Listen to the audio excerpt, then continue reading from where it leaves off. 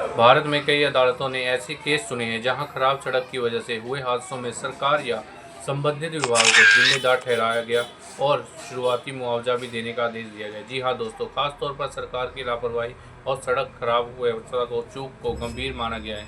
एक प्रमुख केस जहां पर बॉम्बे हाई कोर्ट का फैसला, जिसका केस का नाम था पंडुलिक बनाम महाराष्ट्र सरकार। मामला ये था 1995 में लम रोड नासिक के पास सड़क की खुदाई के, जिसमें पंडुलिक नामक व्यक्ति गिर गया और उसकी मौत हो गई। सड़क के उस हिस्से पर कोई चेतावनी या बोर्ड या साइन नहीं लगाया गया था, तो कोर्ट ने उस केस को ट्रायल में चलाया और उसका निष्कर्ष दिया कि राज्य के सड़क परिवहन का उचित रख रखाव नहीं है, जिसकी वजह से हादसा हुआ। गड्ढे या खुदाई की कोई अनुमति नहीं ली गई थी। न्यायालय का आदेश था राज्य सरकार को मुआवजा के रूप में कम से कम उस पीड़ित व्यक्ति को 2 लाख देने का निर्देश दिया गया।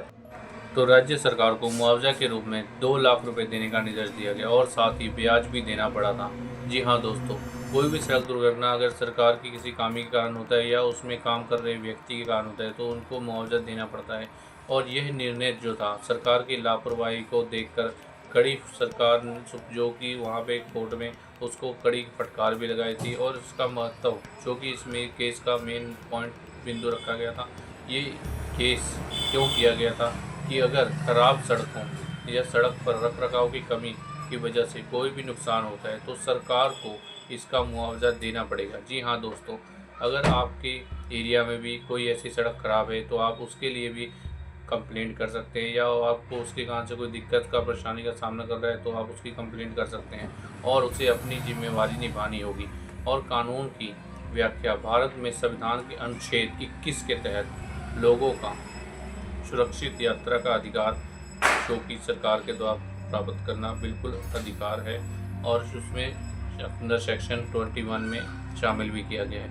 और कोई भी पब्लिक रोड है और उस पर कोई भी काम सरकार या सरकार के किसी भी नुमाइंदे के द्वारा किया जा रहा है, देखभाल का या फिर कोई भी संबंधित किसी विभाग से रिलेटेड कोई भी काम करवाया जा रहा है, तो यदि अगर सरकार इस कर्तव्य का पालन नहीं करती है और सड़क खराब होने से कोई भी किसी व्यक्ति की दुर्घटना होता है तो अदालत सरकार को जिम्मेदार ठहरा कर मुआवजा देने का आदेश दे सकती है। जी हाँ दोस्तों, शिकायत और मुआवजा प्रति या सड़क खराब होने पर या दुर्घटना होने पर स्थानीय न्यायपालिका या नगर पालिका या पब्लिक वर्क्स डिपार्टमेंट, जिसको PWD भी कहा जाता है, को लिखित में लेटर दिया जा सकता है और आदेश जारी किए जा सकते हैं। जी हाँ दोस्तों, आजकल आए दिन हम लोग सुनते हैं कि सड़क खराब होने का यहाँ पर हादसा हो गया, वहाँ पर हादसा हो गया, तो कई लोगों को इस बारे में नॉलेज नहीं होती है, पर उसमें जो एक पर्सन के अधिकार हैं वो आपको पता होने चाहिए। खासकर यही दुर्घटना में चोट या फिर मौत हुई हो तो मेडिकल रिपोर्ट या फोटोग्राफ और गवाहों के बयान तैयार रखें, ताकि इसको मोटर एक्सीडेंट हो जाए या फिर कार का एक्सीडेंट हो जाए और इसके जो एक्ट बना हुआ है मोटर एक्सीडेंट क्लेम ट्रिब्यूनल में सरकार के खिलाफ मुआवजे का दावा कर सकते हैं आप। जी हाँ दोस्तों, अदालत में अगर आपने कोई केस लगाया है सरकारी लापरवाही साबित करने के लिए, तो सरकार की सड़क की स्थिति और स्थानीय विभाग की जिम्मेदारी को प्रस्तुत करना चाहिए था। और ऐसा ही एक मामला सामने आया था जहाँ पर जो कि तमिलनाडु के कोयम्बटूर का मामला था। वहाँ पर ये जो मामला था 7 जनवरी 2017 को हुआ था, जहाँ पर एक हादसा हो गया था और एक इंजीनियर व्यक्ति था, एक इंजीनियर छात्र था और वो उसका नाम था एस मोहम्मद हाकिम। जी हाँ दोस्तों, उसका नाम था एस मोहम्मद हाकिम। मोटरसाइकिल चला रहा था जो कि व्यक्ति, और उसके आगे अचानक से एक कार एक कार आ जाती है उसके सामने, और उस कार में जो बैठा व्यक्ति होता है वो अचानक से ब्रेक लगा देता है और बिना किसी चेतावनी के ब्रेक लगा देता है, तो जिस कारण से वो जो मोटरसाइकिल चालक था वो सड़क पर गिर जाता है और उस पर एक ट्रक वाला ट्रक चढ़ा देता है और इसके कारण हाकिम का कार से टकरा गया और गिर पड़ा नीचे, और पीछे से आ रहे वाहन ने उस पर चढ़ाई कर दी और उसके बाएं पैर की कटाई कर दी। जी हाँ दोस्तों, ऐसा सुनने में तो बहुत आसान लगता है हमें, पर जिसके साथ ये बीतता है वाकई उसको पता होता है। और कार चालक का पक्ष उसमें ये था कि कार चालक ने कहा कि मेरी पत्नी गर्भवती थी और उसे उल्टियाँ हो रही थी, इसलिए मुझे अचानक से ब्रेक लगाना पड़ा। पर जब ये मामला सुप्रीम कोर्ट में गया क्योंकि पहले तो निचली अदालत में गया, वहाँ पे कोई न्याय नहीं मिला। फिर उसके बाद हाई कोर्ट में गया, वहाँ पर इस केस में कोई न्याय नहीं मिला। फिर उसने पिटीशन लगाई सुप्रीम कोर्ट में दिल्ली में, ठीक है। सुप्रीम कोर्ट ने क्या कहा, हाईवे पर अचानक ब्रेक और बिना चेतावनी के ब्रेक लगाना भारी लापरवाही, भले ही कोई भी इमरजेंसी हो, ऐसा करना दूसरों की जान जोखिम में डालने के बराबर माना जाएगा। और कोर्ट ने इस जिम्मेदारी को तीनों पक्षों में बांटी। कार चालक को 50% जिम्मेदारी डाली क्योंकि वो उसका डायरेक्टली लिंक था, और बस ड्राइवर की 30% गलती थी इसमें, और मोटरसाइकिल चालक की भी गलती की गई उसमें 20%, क्योंकि उसके पास जो मोटरसाइकिल चालक था उसके पास वैध और उन्होंने सुरक्षित दूरी भी नहीं बना रखी थी। अगर कोई भी आप व्हीकल चला रहे हो रोड पर, तो जो कि एक गाड़ी दूसरे गाड़ी से कम इतनी मैक्सिमम दूरी हो जाए कि मतलब अगर आप ब्रेक लगाते हैं तो एकदम से टक्कर ना हो। जी हाँ दोस्तों, कोर्ट ने कुल 114 करोड़ मुआवजे निर्धारित किए, और जिसमें से 20% कटौती कर 51 लाख का मुआवजा उसको दिलाया था। जी हाँ दोस्तों, यह केस सड़क सुरक्षा के लिए एक महत्वपूर्ण मिसाल के रूप में भी हुआ था कि ड्राइवरों को, और इसके साथ ही कोर्ट ने यह भी कहा कि ड्राइवरों को हाई स्पीड पर अधिक सावधानी बरतनी होगी और इमरजेंसी के नाम दूसरों की सुरक्षा का भी ध्यान रखना होगा। जी हाँ दोस्तों, और ऐसा ही एक मामला आया था एस राजकिशन बनाम गवर्नमेंट ऑफ इंडिया।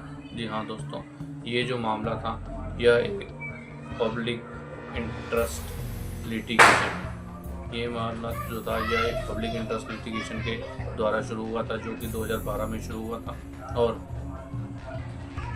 और इस PAL की मांग थी भारत में सड़क सुरक्षा कानूनों को और मजबूत किया जाए, ट्रैफिक नियमों पर कड़ी से कड़ी सख्त कानून बनाया जाए ताकि लोग इसका पालन कर सकें, और बेहतर इंफ्रास्ट्रक्चर, हेलमेट और सीट बेल्ट के नियम भी लागू किए जाए। जैसा कि आए दिन हमने सुना है कि अभी बहुत हालिया दिनों में जो व्हीकल के जो चलान हो गए हैं बहुत महंगे हो गए हैं, सीट बेल्ट का चलान, हेलमेट का चलान और भी किसी अदर चलान बहुत महंगे हो गए। तो ऐसा क्यों हुआ?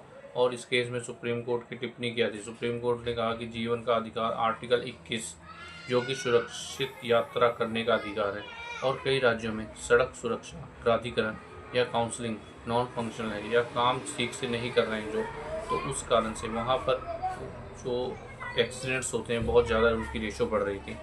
तो इसी के चलते उसमें सुप्रीम कोर्ट ने भी अपने सख्त रवैया दिखाते हुए सरकारों को सख्त हिदायतें दी और ठीक से रोड सेफ्टी के नियमों को लागू करने के लिए आदेश भी दिया था।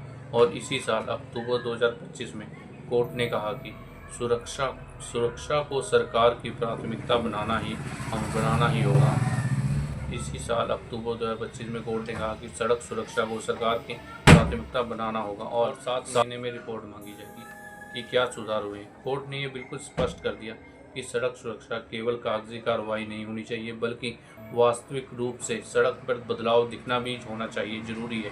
और इन दोनों केसों से यह समझा जा सकता है कि सड़क सुरक्षा कानून और संवैधानिक अधिकार हमारी सुरक्षा के लिए कितने इम्पोर्टेंट है। और इसके साथ ही मैं आपको बताना चाहता हूँ, हालिया दिनों में एक रोड एक्सीडेंट हुआ था पंजाब में।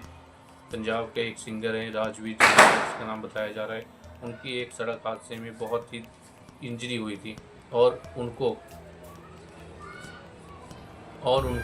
कुछ दिनों तक बेड में उन्होंने वेंटिलेटर पे भी रखा और जो अदर ऑपरेशंस वगैरह भी किए। पर आज कुछ 2 दिन पहले ही खबर आई है कि वो अब इस दुनिया में नहीं रहे, जिसके कारण वो सिर्फ अकेला पर्सन था अपनी फैमिली का, और उसकी जान किस कारण से गई? सिर्फ रोड सेफ्टी के कारण। तो इसमें मुझे लगता है कि जो भी इसमें जिम्मेदार पर्सन है उसके लिए जो कि कानून के तहत उसको जो भी सज़ा बनती होगी वो देनी चाहिए। और अगर कोई भी इसमें नेग्लिजेंसी बरती जाए तो बिल्कुल भी ये मैं नहीं समझता हूँ किसी भी तरीके से ठीक है। अगर कोई भी पर्सन है वटएवर, अगर आज वो था तो कल कोई और भी हो सकता है उसकी जगह। तो हमारा ये कहना है कि अगर कोई भी पर्सन, अगर सरकारें इतना बड़ा बजट लेकर आती है, इतने बड़े बड़े टेंडर आते हैं, करोड़ों के टेंडर होते हैं, और सरकारों को इतना रोड सेफ्टी को इतना खर्चा कर रही है, तो अगर उस पर भी अगर सही तरीके से काम नहीं होगा तो फिर उसकी वहाँ पर किसकी जवाबदेही होगी? ये बहुत एक सोचने का विषय है आज की डेट में, क्योंकि ये किसी की भी ज़िंदगी से हम खिलवाड़ करना मतलब किसी भी तरीके से ठीक नहीं माना जाएगा। और जैसा कि आर्टिकल 21 में बताया भी गया है कि इसमें सभी व्यक्ति को यात्री सुरक्षा के लिए उसका एक अधिकार है। सड़क पर अगर वो जा रहा है तो सड़क दुर्घटना अगर हो जाती है तो वो उस पर्सन का अधिकार है कि अगर वो कोर्ट पे सरकार को भी उसके लिए आवाज़ उठा सकता है, या फिर जो संबंधित डिपार्टमेंट है जो उससे रिलेटेड है उस पर भी वो आवाज़ उठा सकता है। जी हाँ दोस्तों, और इस केस जो जो जो दोनों केस में डिस्कस किए, इस कोर्ट में केंद्र में रखा गया इस बात को। और अगर ऐसी या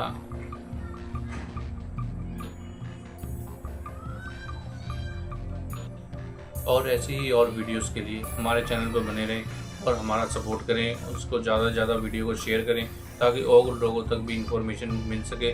और आपको इसके नेक्स्ट वीडियो में बताएंगे, अगर आपको इसके रिलेटेड कोई भी अगर आपको केस करना है रोड एक्सीडेंट के समय, या फिर अगर आपको कोई किसी भी तरह की रोड पर चलते हुए कोई भी किसी भी तरह की समस्या आ रही है तो कैसे उससे निपटा जा सकता है, किस से संपर्क किया जा सकता है। अगर कई केसेस में देखा जाता है जो रोड सेफ्टी अफसर्स होते हैं उनकी नेग्लिजेंसी भी होती है, वो सपोर्ट नहीं करते हैं, तो उसको कैसे टैकल करना है वो आपको इसके अगले पार्ट में बताया जाएगा। Thanks for watching.